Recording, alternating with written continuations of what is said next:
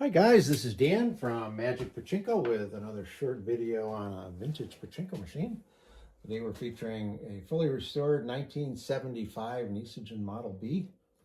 I'm sure you heard me say before, these are my favorite machines. I say that mainly from a perspective of a restorer. These machines are really easy to work on. I think they had a very consistent build process, and they're easy to take apart. They're not overly complicated. I don't see any redundant parts in these things. So they're just, for me, they're easy to work on. They're my favorites. I know some people don't like them because they think they jam too much and so on and so forth. But at any rate, one other thing that I just wanted to mention real quick. If you are new to Pachinkos and you are considering buying one, I have made a number of videos on how to do that, what to look for, so on and so forth. If you have already gotten a Pachinko machine and you don't have enough Pachinko balls, I can't tell you how important it is to buy authentic Japanese Pachinko balls. I talk to customers every day about machines not working, and it's the first question I ask. Where did you get the Pachinko balls from? Are they engraved? That's one of the easiest ways to tell if they're authentic, if they're engraved. Not all Pachinko balls from Japan are engraved, but the older ones are, and that's a good way to tell. But anybody that's selling ball bearings and telling you that they're as good as Pachinko balls, I just don't agree with that at all. And mainly it's the weight, not so much the size, but the weight. So they will cause problems in your machines. Whether you buy them from me or buy them from somebody that you know is selling legitimate Pachinko balls is irrelevant. I don't care who you buy them from. Just make sure you buy authentic Pachinko balls. Okay, down off the soapbox. This is a 1975 Nishijin Model B. Full restoration was done on it. Everything gets torn apart, new play field, nails get tumbled, so on and so forth. The cabinet, it got all torn apart, cleaned up. This customer is going to mount this machine in a cabinet, a wall cabinet that I built for him. So we'll get that all packed up and shipped out to him pretty quick. So again, to me, these are very easy to work on, very easy to take apart, and so on and so forth. Uh-oh, I got something sizzling in one of my lights, but it just stopped. That was weird. Nope, it did it again. Okay, time out. Okay, I'm back. I'm not quite sure what that was. It's maybe just a loose bulb, I hope. Those bulbs are expensive. Okay, so let's get this ready to play. When you first get the machine, and I'm not going to talk about what you need to do when you put it into a cabinet, because not everybody puts them in a cabinet. We're just going to pretend this one's going to stay freestanding. So you're going to plug in the 9-volt the 12-volt transformer that comes with the machine. It'll be packed in a little box like this, and usually I tape it up in this corner. So you just get the transformer out, plug it in, and then you're going to plug the end of it into the pigtail. And when you do that, the ball out light will come on. This is the ball out light right up here. That means there's not enough balls, or in this case, there's no balls in the particular machine. Now that is driven by this leaf switch right here. And if you notice, this piece of wire is pushing down on the two leaves. The two leaves, when they're separated like that, we'll turn that switch off. When they're pushing together, it turns the light bulb on. So when there's no bulbs, or there's only balls from here, this raises up, it pushes down, turns the light on. So when you put more balls in, this is going to get pushed down, and it will turn the light off. Now it also interfaces with another piece down here, which lifts a gate out of the way on the front of the machine. So when you get to the point where there's not enough balls, this will drop a gate, and you can hit the launch lever all day long and it won't launch a ball. So that's your cue to take the losing balls, which you're going to need something similar to this that's about this wide. The losing balls drop out of here. The winning balls drop out of this chute right here. You need something to catch it, okay? So if the light comes on, that's your cue to put more balls into the machine. Now, when you go to set this up for the first time, you want to make sure that what's called the ball dump latch is secure, and that is right here. And I marked it in red, and you're just going to push this little latch over so that these two pieces interface. So from here over like that. And when you do that, the balls, when you put the balls in the upper hopper,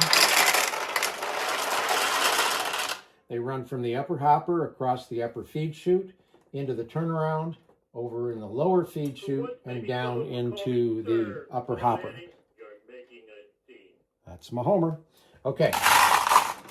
If this was open, then all the balls would fall out. Okay. So make sure you set that first. Put a handful in, and make sure they flow. And what you're looking for is to make sure that once they start to back up, I think you can see it here. You have a double row. So there's a row of pachinko balls here, and then on the inside there's a row. So a double row feeds the jackpot, 7 balls on either side. So that's what you want to ultimately get. And then, assuming that you do have 500 pachinko balls, you're going to take about 20 of them out, set them aside, and you're going to put 480 of them right here.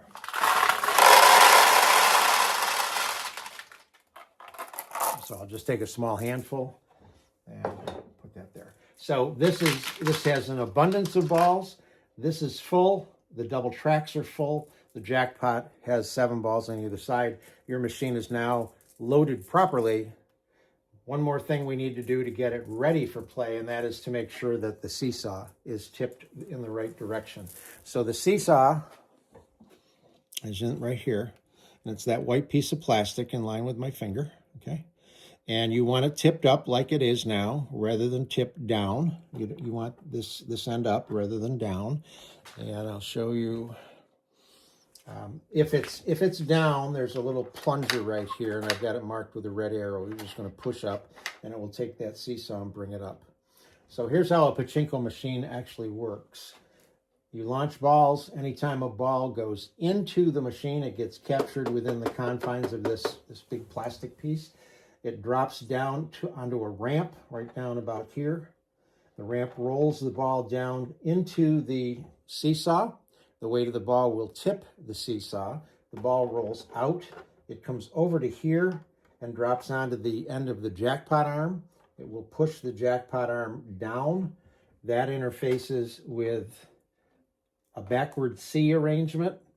And when this goes down, this goes up, and then this will release the balls in the jackpot. They fall out and go out the front. 14 more come back in and refill the jackpot. It will also then tip the seesaw back up where it belongs. So the whole process is the ball comes in, the ball goes out, drops the bin, it resets, everything is cool, all right? And it just keeps doing that over and over and over and over again. Now, occasionally, you may get a jam, and we'll talk about that in just a minute. I'll actually bring you back to the back of the machine in just a minute. So we're ready to go. Seesaw's right, machine's full. Got our catch box. So we're going to come around to the front of the machine, and you as a player would then take 15, 20 balls, whatever, and you're going to put them into the machine. And now you're going to start to launch balls. The proper way to launch pachinko balls is this is called a finger rest. You put your fingers under the finger rest, pull down with the launch lever, and let it roll off your thumb. Pull down, let it roll off your thumb. Okay? Now, if you notice, when I go all the way down and let go, it comes all the way across over to here, hits the bumper, and then starts bouncing off the pins. So what I try to do is get it set about like I have it with the spring tension. Let's see if we get a win here.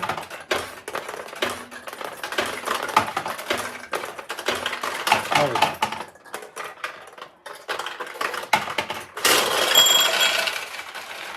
Okay. So a ball ended up dropping in here, it went down through the center of traction, and it opened this tulip down here. Now this tulip is now open. It's a much larger target, so I'm going to see if I can get a ball in. There we go. Okay. So when in this particular machine, everything that is important, if you will, with tulips, everyth's in the middle. So you want to try to launch the balls so that they drop right in this area, right down through the middle.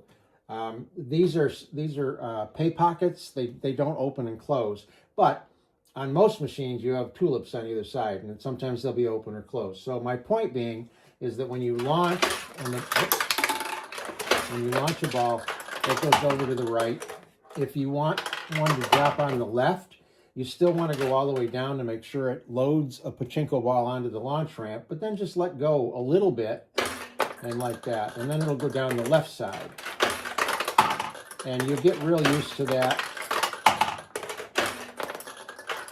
Or you say, I want to get one all the way over to the right side, so you put a little more oomph into it. But ideally, I'm trying to get the balls to lose momentum right up in this area, so they drop down through the middle of the machine. So let's see if we can get a couple more rings here. There we go. And there we go. All right. So one thing that, or a couple of things that I will caution anybody watching, specifically the new owners, you can launch pachinko balls as fast as you want to with these machines. They can handle it. So I can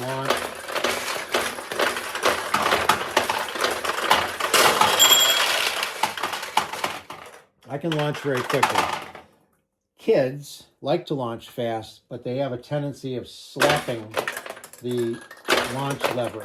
Now, the metal portion of the launch lever can handle that abuse, but there's plastic parts in here that help the balls onto the ramps and things, and those plastic parts can't handle that shock of that whack. So if you've got little ones, please teach them how to launch. And again,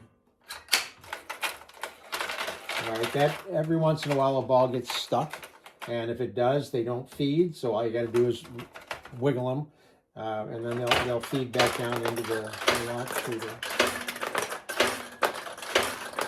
So teach the kids how to launch. The second thing that's probably even more important is that when they're playing and they get a win, in other words, the ball goes into a pay pocket or a tulip, the machine should pay out.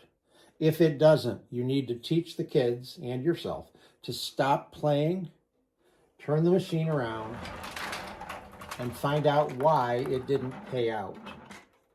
Now, this particular machine at first confused me, and believe me, I've worked on a ton of these, but the jackpot arm on this machine is right here. Normally it's up here. It's lower by about an inch than I'm used to. And at first I thought that was going to cause problems, but it's not. So like I said, when a winning ball comes in, it's going to go down this chute right here. And what happens sometimes is the ball will come down, hit the end of the jackpot arm, and the jackpot arm will only go down maybe 3/4 of the way. So it won't trigger the jackpot. And when you turn it around, you'll see a ball right there, sitting right on the end of the jackpot arm. Okay, and right about in there. So what you want to try first is simply lift the paper clip out of the way. This is the paper clip right here. You lift the paper clip up, and normally it creates enough space for the winning ball to drop off the jackpot arm. The jackpot arm will go back up, and then the machine is okay. Everything else will reset. But if you don't fix the first non-win, all you're going to do is get a non-win every time, and you'll end up with a whole bunch of pachinko balls backing up inside your machine. And then it's a lot harder to get all of those balls cleared out of there than it is just one. So if you don't get a win, come around, take a look, clear the jam, and then continue to play. Occasionally, this stock here will deplete to the point where it will turn the ball outline on, and then that's your cue to take your in this case, these are the losing balls. You're going to put these back in the upper hopper, and if you are having a really good time and you get a whole bunch of balls here, You can push back on the red. Drops them down into the lower tray where they're just easier to scoop out. And then you're going to put them in the upper hopper and continue to play. So that's the 1975 Nishijin Model B with a full restoration. PAC. I'm not sure what PAC stands for. So if there's anybody out there that knows what PAC actually stands for, give me a shout. Hope you like it.